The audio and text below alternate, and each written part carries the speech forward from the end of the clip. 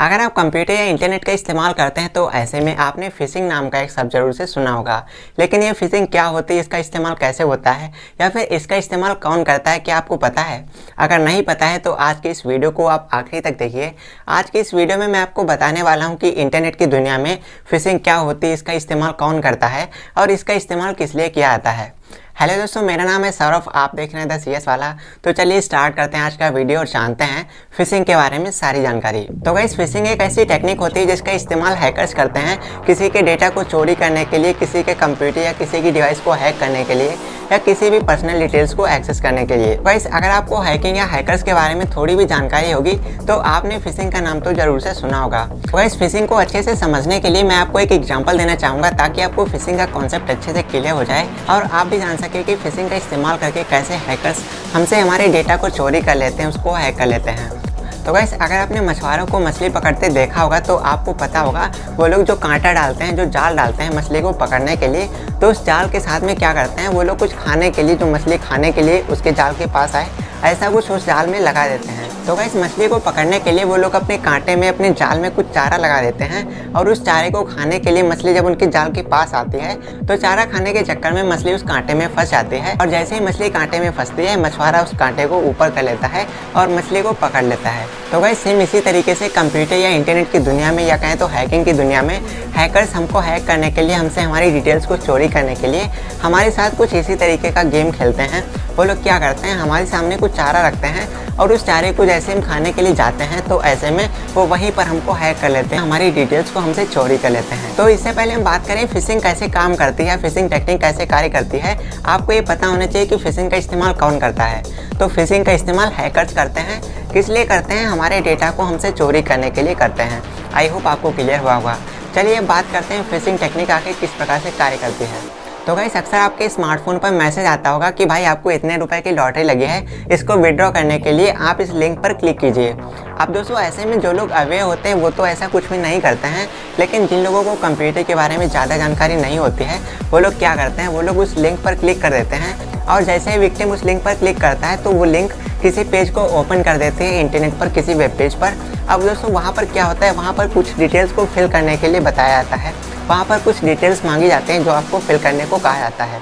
तो एग्जांपल के लिए जैसे वहाँ पर आपका अकाउंट नंबर मांगा गया या फिर आपके पैन कार्ड मांग लिए गए, आपके पैन कार्ड के नंबर हो गए, आपका ATM कार्ड हो गया या फिर आपकी कोई भी पर्सनल डिटेल्स वहाँ पर मांगी जाती हैं। अब जैसे ही आप ये सारी डिटेल्स इस फॉर्म में इंटर करते हैं, उसके बाद सबमिट करते हैं, तो ये सारी डिटेल्स हैकर के कंप्यूटर पर चली जाती हैं और ऐसे में वो हैकर उन सभी डिटेल्स को अपने पास सेव कर लेता है और जैसे ही आपकी पर्सनल डिटेल्स हैकर के कंप्यूटर तक पहुंचती हैं, वो उन डिटेल्स की सहायता से आपके अकाउंट को खाली कर देता है और ऐसे में आपको पता भी नहीं चलता। और दोस्तों, कई बार तो हद ही हो जाती है, आपके फ़ोन नंबर पर किसी अननोन नंबर से कोई कॉल आता है और वो अननोन नंबर जैसे आप रिसीव करते हैं तो वो आपको बताता है, सर आपको इतने रुपए की लॉटरी लगी है, आपने इतने रुपए जीते हैं, तो इनको विड्रॉ करने के लिए आप जल्दी से अपनी ये डिटेल्स दे दीजिए और हम आपको आपके बैंक अकाउंट में आपके रुपए भेज देते हैं।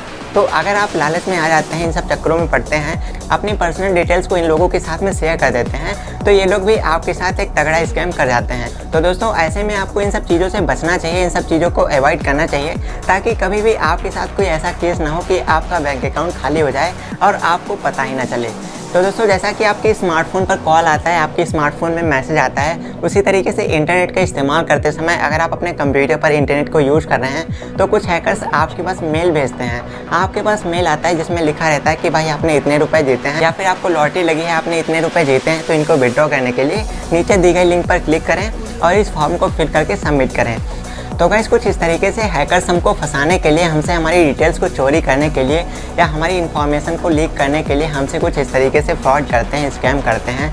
और इसी टेक्निक को, जिसमें ये लोग हमको मैसेज भेजते हैं, हमसे हमारी डिटेल्स को ले लेते हैं और हमको बताते हैं कि भाई आपने इतने रुपए जीते हैं, हमारे साथ स्कैम कर देते हैं। तो ये जो सारा प्रोसेस होता है, इसी प्रोसेस को इंटरनेट में या हैकिंग की दुनिया में फिशिंग के नाम से जाना जाता है। तो आई होप दोस्तों आपको समझ में आ गया होगा कि इंटरनेट में या हैकिंग की दुनिया में फिशिंग क्या होती है। तो गाइस, आपको इन सब चीज़ों को अवॉइड करना चाहिए अगर आप हैकर से बचना चाहते हैं और अगर आप चाहते हैं कि आपका अकाउंट भी खाली ना हो।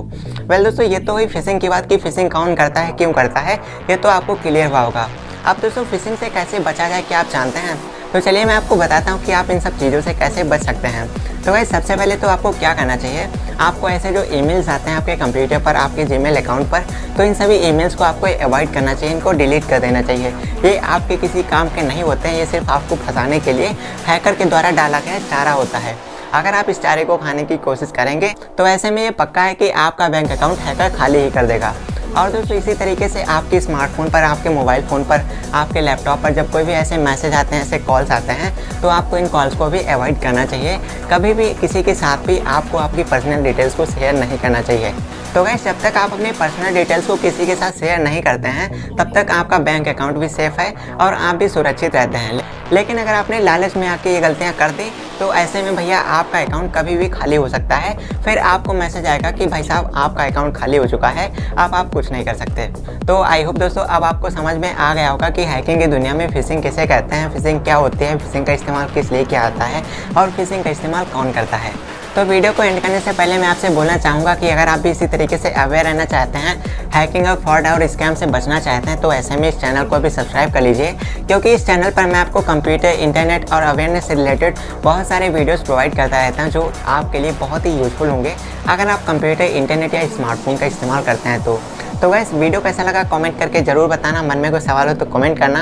और अगर आप हैकर बनना चाहते हो, हैकिंग सीखना चाहते हो, तो इसके लिए चैनल पर विजिट करना, प्लेलिस्ट सेक्शन में जाना, वहाँ पर हैकिंग ट्यूटोरियल्स नाम से एक प्लेलिस्ट मिल जाएगी, वहाँ से भी आप हैकिंग भी सीख सकते हैं। तो चलिए दोस्तों मिलते हैं आपसे एक और नए वीडियो के साथ, तब तक के लिए देखते रहिए 10 CS वाला। जय श्री कृष्णा।